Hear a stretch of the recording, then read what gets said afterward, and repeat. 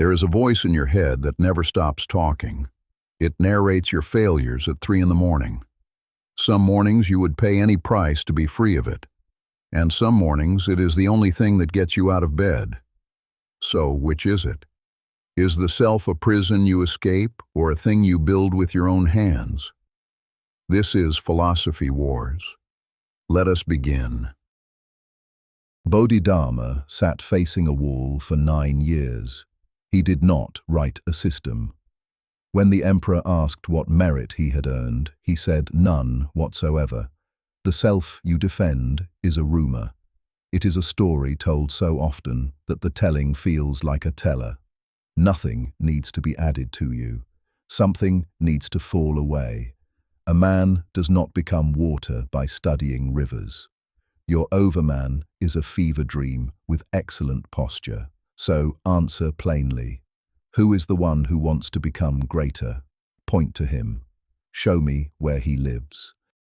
He lives in the asking. The hand that points is the one you are hunting. Nietzsche wrote that man is a rope stretched over an abyss, a rope, not a destination. Your wall gave you 9 years of silence and a legend. Mine gave the world Zarathustra. The self is not a rumor. It is raw stone, and most men die uncarved. You call the chisel an obstacle. I call it the only holy thing remaining. God is dead. The moral furniture is ash. Suffering is not a wound. It is the forge. Raw stone, chisel. Who holds the chisel? A monk once sat polishing a roof tile. His teacher asked what he was doing. Making a mirror, he said. The teacher asked whether polishing a tile makes a mirror. Then he asked whether sitting makes a Buddha. Your carving has the same trouble. The sculptor and the stone are one lump. You rearrange a shape and call it a birth. Dogen said to study the self is to forget the self, not to sand it into a better self. Forget it. What remains works fine without your supervision. Charming. 1,000 years of tile polishing, and what did your mountains produce? Silence, tea, and men who mistook exhaustion for wisdom. Hear the deeper thing. Your no-self is not a discovery. It is a verdict passed by the weak on a game they cannot win. The fox cannot reach the grapes, so the grapes are sour. The man cannot become extraordinary, so the extraordinary is declared an illusion. This is the morality of slaves. It takes incapacity and baptizes it as virtue. Every doctrine that tells you to want less deserves one question. Who benefits when you stop wanting? Weakness. Sit one winter in an unheated hall at 4 in the morning. Then tell me who is soft, but take the charge seriously because something is missing from it. Everything you forge is already dissolving. A man builds a house of driftwood on the tide line. He builds it magnificently. He argues about the roof. The tide holds an opinion he never consulted. Your overman has a body, and that body has an ending. The strength is real. The container is borrowed. What survives the tide was never assembled in the first place.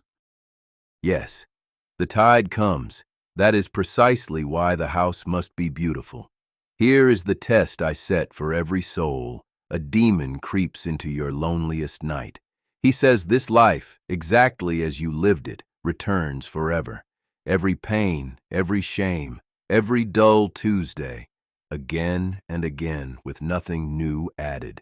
Do you curse him or do you call him a god? Your answer is your verdict on yourself.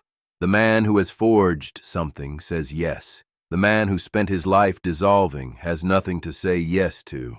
That is love of fate, not acceptance. Appetite. The demon asks whether you would repeat this moment. Strange question. This moment has not finished arriving. You are already on its 3rd rehearsal inside your head. That is the entire disease. Consider a centipede walking. Someone asks, which leg moves first? The centipede stops and never walks well again. That is the self watching itself and stumbling. Bankei called it the unborn mind. It was working perfectly before anyone gave it a name. Ask a swordsman what he was thinking mid-strike. If he can answer, he is dead.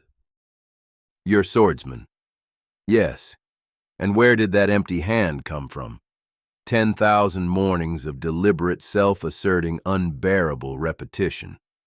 The pianist plays without thinking only because a child once sat crying at the keys. Spontaneity is not the absence of self. It is a self so thoroughly built that it no longer creaks. You praise the roof and deny the foundation. One must still have chaos within to give birth to a dancing star. Chaos, not stillness. Your monastery smooths men into pebbles. Mine is a storm that turns them into weather. Agreed about the mornings. Zen is not lounging.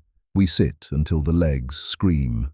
The quarrel is over what the practice does. Yours adds, ours subtracts. Here is where your search breaks. A man rides an ox through the countryside, searching for an ox. He questions every traveler. He grows desperate. He is sitting on it. The seeking is the only thing hiding it. Huang Po said the ordinary mind is the way, not the improved mind, the one you had before you began repairing it. Then climb down and eat the ox. Notice what is absent from that pretty story. The ox does not build. Look at what emptiness has produced. Peace, and very little besides. Now look at what dissatisfaction produced. Cathedrals, symphonies, the theory of gravitation, the end of a plague, each one made by someone who refused what he had been given. I fear one creature above all others. He is warm, he is content. He has abolished his own longing, and he blinks at you and says he invented happiness. That is the last man. Your ordinary mind holding a cup of tea, going nowhere. One point, and it sits at the center of everything you built. The overman, the one who creates values and stands alone above the herd. That figure requires a durable self, a someone who accumulates victories and keeps them. Your own teacher pulled that flaw away. Nietzsche wrote that there is no doer behind the deed. He said the doer is a fiction added to the deed by grammar. Lightning does not flash, there is only flashing. So who is the overman overcoming? If the self is a habit of language, your ladder has no climber standing on it. You kept the striving and discarded the striver, and you cannot see this, because seeing it requires the stillness you dismiss as pebble-making. You arrived at no self with your fists clenched. One point, and it rots the whole orchard. Your claim that this cannot be spoken, that words obstruct and only direct experience counts. Consider what that claim accomplishes. It cannot be tested. It cannot be wrong. Every objection I raise is met with a smile and the news that I am still thinking. That is not depth. That is a locked room with the key thrown into the sea. Then look at the evidence surrounding you. Your tradition produced libraries, lineages, transmission charts. Dogen wrote thousands of pages instructing men how to stop needing pages. A monastery is an institution with rules, ranks, and robes. You built an enormous machine to teach people that machinery is the problem. Silence has never been so heavily administered. Nothing said here can hand you anything. That was the position at the start, and it stands now. One place we meet. Neither of us accepts the self you inherited. You call it herd. We call it the story. Both of us say it must go. After that, we part completely. You would build a taller ladder. We would notice there is no wall. This will not be settled by argument, because your side wants a winner and ours does not recognize one. Put the question down, sit still, then see what is doing the sitting. He is right about one thing, and I grant it without softness. The self handed to you by priests and neighbors is a costume. it must be torn off, but he would leave you naked and name that freedom. The tearing is only the first act. What follows is the harder joy of making something no one has made before. God is dead, and the workshop stands empty.